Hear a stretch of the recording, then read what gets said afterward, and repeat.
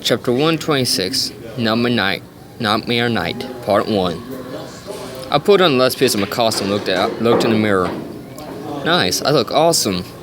Yeah, it's a good thing Twilight was able to change style and color my mane.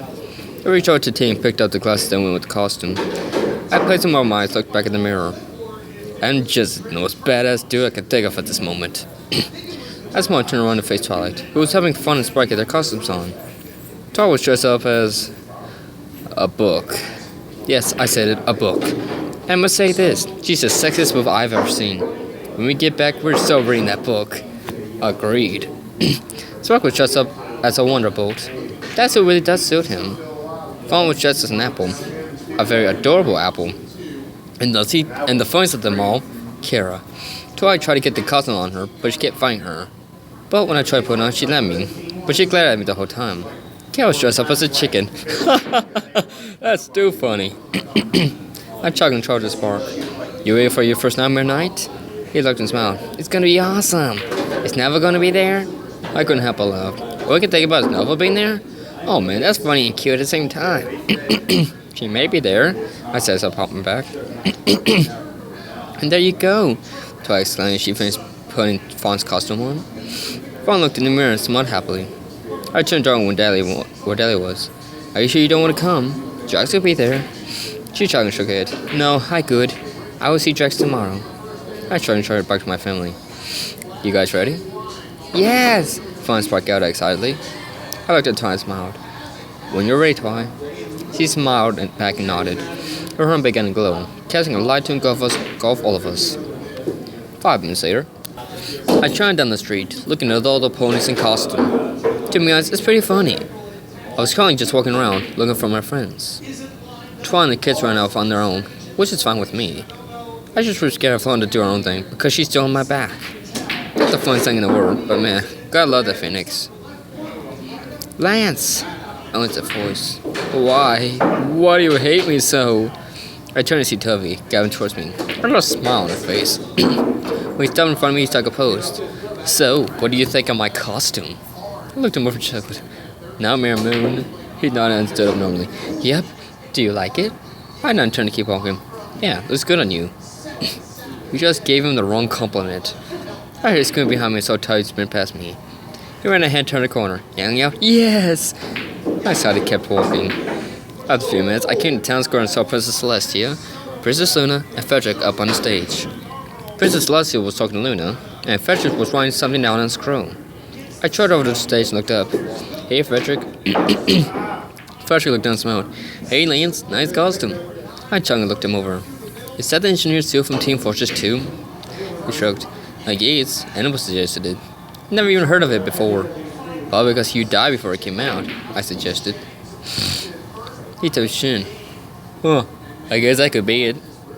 I began to say something, but Luna called for Frederick. He turned around and trotted over to her, leaving me behind. I shrugged and twisted around, scanning a crowd for anyone I would recognize. I couldn't see anyone right off the bat, so I just trotted forward into the crowd. I weaved my way through it, passing a few points that I did recognize. A point put their hoof on my shoulder and spun around to face him. What? I asked as I looked him over. It was a light blue stallion with the close hoof pulled over his face. His face looked rough and beaten, and scared. Good costume. He didn't put his hood up, but responded, I need to talk to you after the party. I was an eyebrow. Huh, okay. He gave a nod and began to pack up in the crowd who was out of sight. Weird? Yes, that was weird. Very weird. I shrugged and twisted around and continued to walk to a right to the edge of the crowd. And, not to my surprise, I saw Greg.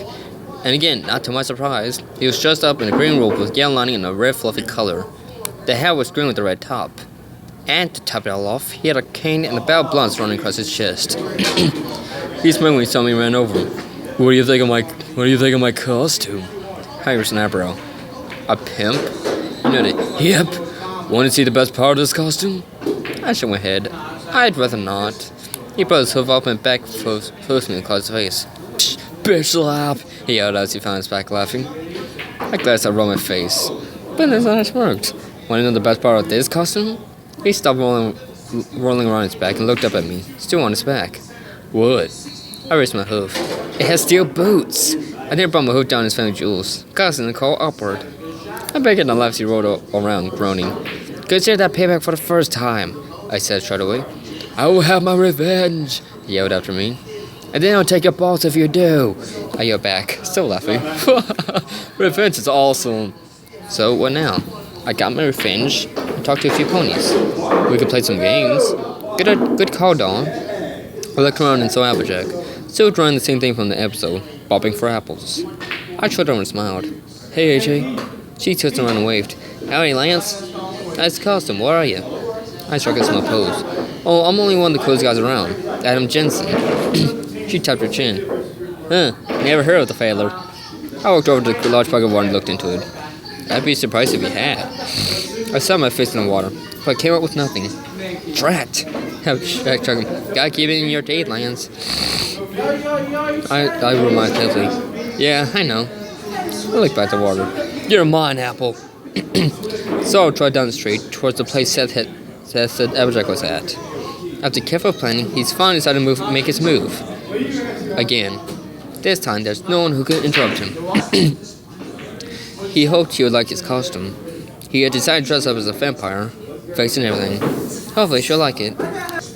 When Sora reached the place where she was set up, he saw her and Lance chatting while Lance kept throwing his head into a bucket of water, complaining when he missed the apple. Sora chuckled and stilled his nerves. He trod over with, Hey, Jake, Lance. Lance put his head up and spun around, seeing one everywhere. Hey Zora, how you doing? Sora smiled slightly. Oh, I'm doing great. Keep up for apples. Lance stopped and turned back around. Honest, I'm not coming out this time till I get an apple. He then stumped his head into the water. Sora looked at Applejack, who was talking to a young filly. Yo, Applejack, he said, his voice slightly shaky. Applejack patted the filly in the head and turned to face him. Yeah? What you need? Sora smiled the best he could, despite the feeling nuts that just passed over him. I have to ask you something. Something important. She smiled just right. Alright then, shoot. Sora began to scratch his head. Well, I've been wanting to ask you this for a long time. She nodded, but when he didn't continue, she made a gesture with her hoof. Well, go on. He gulped and waited a few seconds before continuing. They've been trying to base 10 axes, but I've been having a hard time. Applejack shrugged. Well, are you gonna ask it, or are you gonna go on and on about it? Sora wiped his hoof across his forehead. Okay. Applejack held a hood and looked at the bucket, which Lance was still slumped over in. How long has his head been in the bucket? Sora shrugged and looked at him. I don't. Oh, shit. They both went over and pulled Lance's head out the water and put him on his back. Lance began to cough up water and he looked at them. Let me guess. I passed out in the water? They both nodded. Lance chuckled. Thought so. Look for me, I can't die. He told me to shut up. But you could have left me in there. I would have come to eventually. Then I would have had that apple. As Lance shut away, Applejack turned back to Zoro. So, you were saying? Zoro smiled. I was about to ask you if you would go. Come on, Zoro. Come on, Zoro. They're doing a pumpkin toss, said the as he ran past Zoro and grabbed him by the collar, dragging him behind him. No! So close! Zoro yelled as he was struggling. When they came to a stop, a few yards from the pumpkin toss, Zoro jumped down and stared his friend down. Dude, said Turn struck a pose. What? You can't handle Chuck Norris? Zoro face stooped. Dude, just because you're just with Chuck Norris doesn't mean you have his strength, said Smirk. Oh yeah? He stood up on his hind legs and made Zoro do the same. He then put his foot downwards and brought it up, slamming Zoro's shin. Sure you're kidding? Zoro was sitting straight up, flying at a high speed. Seth began to laugh and yelled, I'll see you whenever you land. Really, Peter? I asked as he finished asking me a question. He nodded. Yes. Please, I need a test time for this move. I shook my head. No. Just because you're just about Alex Mercer doesn't mean I'll let you try that weird arm thing on me. He sighed. Don't worry, it's fake. Only hurt for a second. I sighed. Fine, just hurry. He smiled, having jumped back. Oh, hell, my mighty blade. His frolic son changed to a large blade. That was fake? How the hell is that fake? How is that thing fake? I asked early. He laughed. It's enchanted, so he won't cut through flesh. Oh, goody. Shit. I might as well put it back something into me. Which hurt like hell. I suddenly sounded soft. That did hurt. He was shipsy. Oops, I thought since it couldn't cut, it wouldn't hurt you. Guess I was wrong. No, duh! I yelled as I tried off. That's inside. But it's still pretty cool. Times he did a good job on it.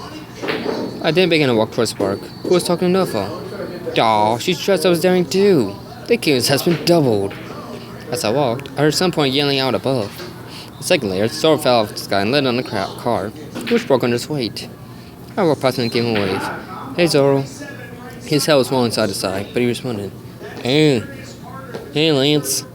I left and kept walking until I reached the two adorable kids. Spark was the first to notice me and gave him a wave. Hey, Dad. Doesn't Nova look awesome? Nova smiled spread her wings, showing out the full costume. Chuckle nodded. She sure does. Great costume, Nova. She began to bounce around happily. Thank you. I looked around. Where's your brother? I don't know. She sang as she continued to hop around. He's so adorable. Meh. Shut it, Break. Nova jumped on Spark's back and cussed him to fall to the ground, both laughing. I chucked looked across the street to see Grace. You two don't get into too much trouble, I said tried that way. But try not to, Spark said, still laughing. I wonder what Twilight is. And Kara. Huh, strange. She was on my back before I got to Applejack. Must have fallen off or something. Oh well, at least she's no longer on my back. When I was with talking distance to Grace, I yelled out, Yo, Grace! She spun around and pulled down the hood of her assassin's cloak. I wonder who told her about that game. Probably Peter. What have you been up to? She asked, looking me over. I chugged and stepped in front of her. Oh, you know, surviving. She smiled and looked me over. So, who are you supposed to be? I struck a pose. I'm the one and only Adam Jensen.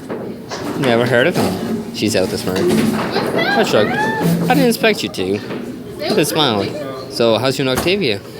She giggled. Don't ask a girl about her sex life. I was narrow, but I didn't. I asked how you two were doing. She faced up. Oh, well, we're doing great. That's all I'm going to say. Fair enough, I said. She began to back on nervously. Ask how many times Octavia can make her orgasm. Break. No. Just no.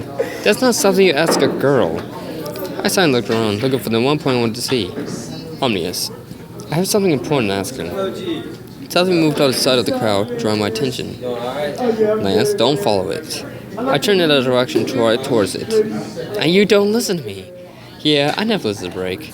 But hey, who would? I chugged and pushed my way out of the crowd and into the open. Now, where did it go? I looked around and saw something moving down an alley. And normally wouldn't allow something to follow something down an alley, but it's not mere night. Need I say more? I tried towards it, but when I turned down, I saw nothing. That's a disappointment. Wait a second. I looked at just and see a pony wearing a business suit drop on me. When it landed on me, it knocked me to the side and lifted up on tentacles? I stood up and looked up in awe. The thing was suspended in midair, using its tentacles to hold onto the building. I gulped. Oh shit. Lance, if you're smart enough, you would look at the tentacles. I focused my gaze on one of the tentacles. And laughed. The creature cocked its face, its head, and descended. When it was in front of me, I smirked. What's up, Phoenician? The creature faced up and pulled off its mask. Or, as I should say, its mask. Phoenician shook her mane out and looked at me. How did you know? I chuckled. I thought that the tentacles were vines. She sighed and looked back at them. I knew I should have painted them black. I gave a nod and smirked. If you had done that, then I would have thought you were Slender Pony. But otherwise, no. Fail. Epic fail. 10 minutes later, Fudge his way to the mixer that was pouring out the large speakers, a large smile on his face. He was having a great time, even if he wasn't with all of his friends. He looked over at Celestia, who was still talking to Luna. He looked away, but then looked back, his brow up in curiosity. He smiled and trotted over them. Celestia! He yelled over the music, which was blasting way off to the side. She looked in and held a hold to her ear. He took a deep breath and yelled out, When are you finish going to make it official? Celestia raised an eyebrow and held a hold to her ear again. Freddy sighed and yet the same question out again. When are you and Finish gonna make it official? Celestin made motion to speak up. Freddy inhaled and yelled in his royal kind of voice. When are you and Finish gonna make it official? But before he could yell out, the mystic sign cut off, causing his voice to be heard by all. Yes, every pony heard him yell this. As soon as his eyes wanted, she trotted over to him. She shook her hand and stumped her hoof in the back of his head, sending his hard head flying. Good job, Fred. Fred smiled sheepishly. Oops. Frederick! Fred yelled out. She jumped towards the stage. Her phone stung out the air above her. Fletcher's eyes widened and looked at the voices for help. You're on your own with this one, Celeste said with a smirk as he backtracked. Sorry, honey, but I feel like getting my flank hit by my future sister-in-law, Lynn said slightly. Cecily got her sister before looking back at Frederick. Good luck. Frederick looked up at Phoenician as she stumped on the stage. You're going to need it. I'm free. That fool. The night sky. Now get this plan underway. Damn. No problem, I can fix that later. Hold, who goes there? A paragot yelled out. Huh, don't you recognize me? Oh, sorry. Carry on then, one guard said. Freedom! I'm coming for your lance. Sir, you're back. Gather the others. Why? Sir, you're hurt. I know. Get the others. I want all the magic at spare. Why? I'm going back for him. Sir? Shut up and do as I say. Yes, sir. It's all over, Lance. All over. Aha, I finally got out of that fool Peter's body. Thank you, Nightmare. Don't tip me yet. We still have a job to do. Violent Inferno. Yes, we do. I hope you like the new horn.